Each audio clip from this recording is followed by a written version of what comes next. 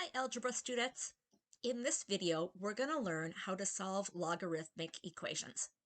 There's two different methods that I'm going to show you. This is based on whether you only have logs in your problem or if there's logs as well as other constants or variables not contained in a log. So these steps are also on your worksheet, or you can pause to read through them more carefully. But again, in this case, we are solving a problem where we only have logs. So we want to use our property of logs because our goal is that we eventually need our problem to be in the form log of m equals log of n. Now, if we have two logs that are equal, that must mean that m is equal to n. That really can simplify down our problem. So we can use pretty basic algebra to solve for x. Let's try some examples. Okay, so our first problem says log of 10x minus 2 equals log of 6x plus 18. Notice how these only have logs. There's no constants or other variables added that are outside the log. Well, since these two logs are equal, that must mean that 10x minus 2 has to be equal to 6x plus 18. This means we can drop the logs and simply write it as 10x minus 2 equals 6x plus 18.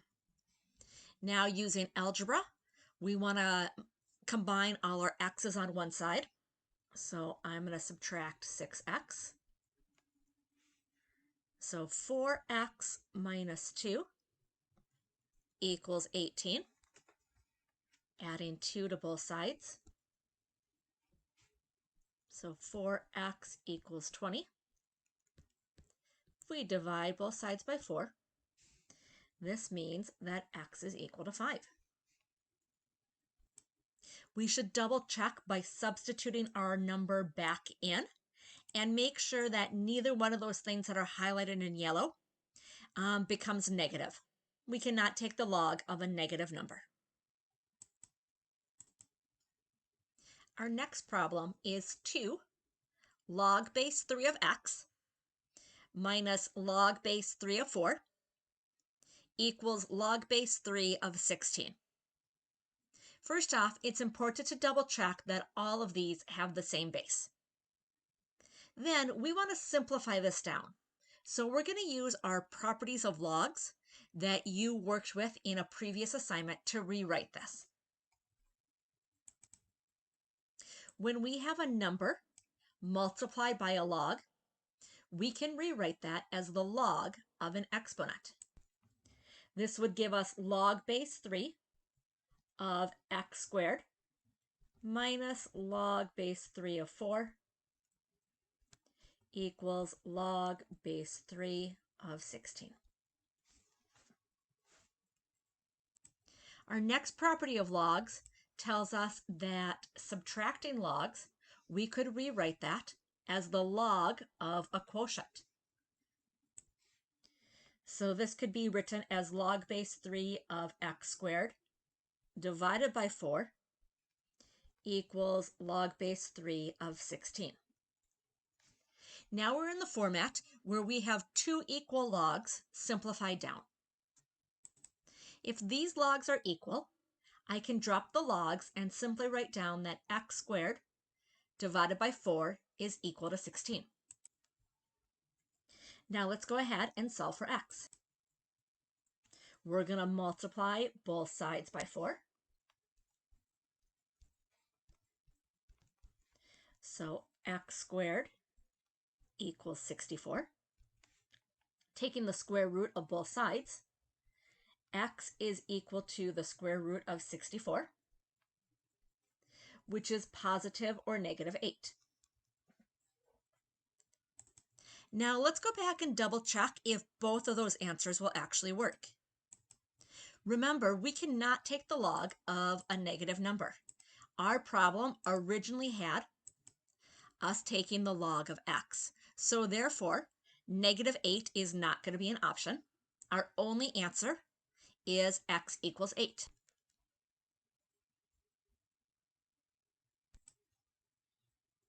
Now let's look at how we'll solve problems when I have an equation that has terms that do not have logs. What we're going to do is we're going to simplify our problem. We're going to use properties of logs to simplify, and we can also combine like terms. Again, our goal will be that we should only have one log on either side of that equal sign. Ultimately, this will allow us to rewrite the problem in exponential form. We'll simplify again and ultimately solve for x. Here we have log base 4 of x equals 3. This problem is already simplified for us. All it's going to require us to do is rewrite this as an exponent.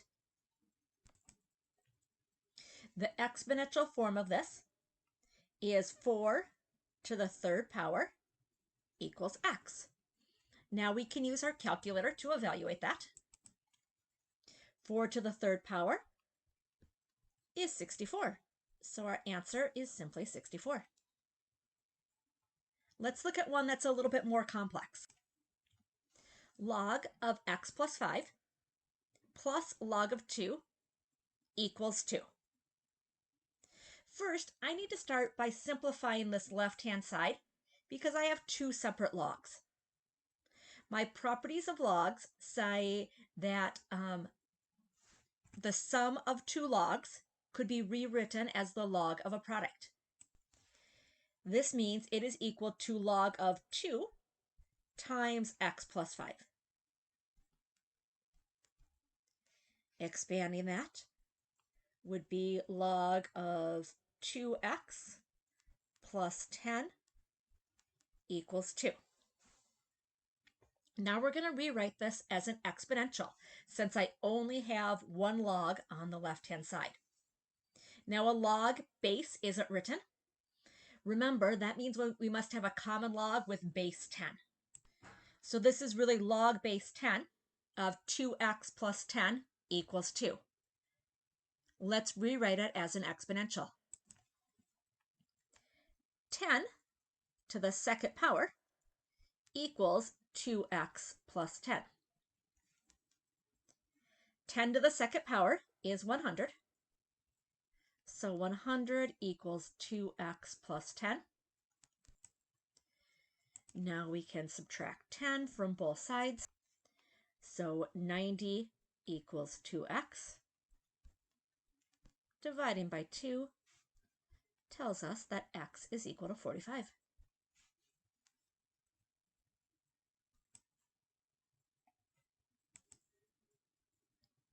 We'll do a couple more where we have to determine which of the methods we're using.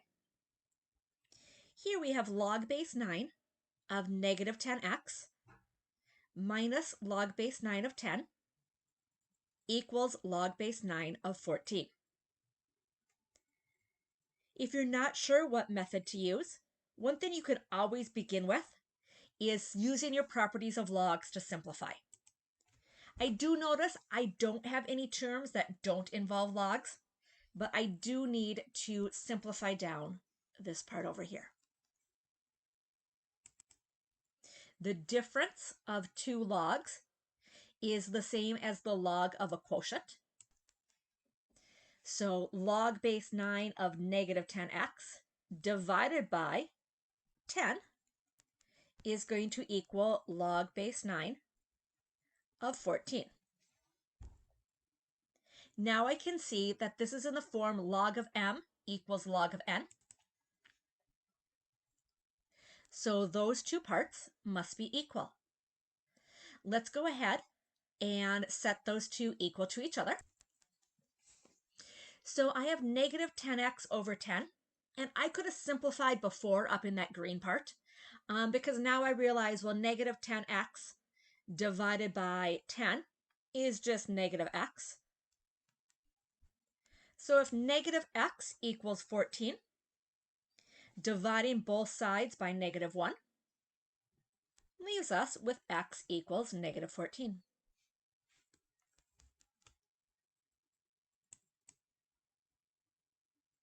And our final problem, -2 log base 5 of x equals -4. I have a -4 on the other side, so I don't have just logs. I am going to start by rewriting the left side. That -2 that's multiplied out in front of the log, I can rewrite that as the log of an exponent.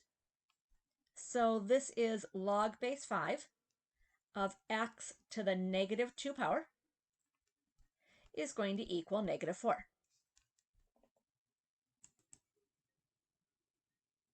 Using the definition, we're going to rewrite this log as an exponent. So 5 to the -4th power will equal x to the -2nd power. Let's rewrite using our properties of exponents so we can get rid of those negative exponents. I can put them in the bottom of a fraction. So my left side I could rewrite as 1 over 5 to the 4th is going to equal 1 over x squared. Using my calculator, I can see that 5 to the 4th is 625. So 1 over 625 is going to equal 1 over x squared. We can cross multiply. So x squared equals 625. Let's take the square root of both sides. X will equal the square root of 625. The square root of 625 could be positive or -25. But let's scroll back up to the original problem and let's see if both of them works or if only one does, remembering we cannot take the log of a negative number. My original problem did have us taking the log of just x. So x cannot be negative. So our only solution is that x must equal positive 25. There are additional examples in the notes that are included along with your assignment. So please make sure you check those out and reach out with any questions.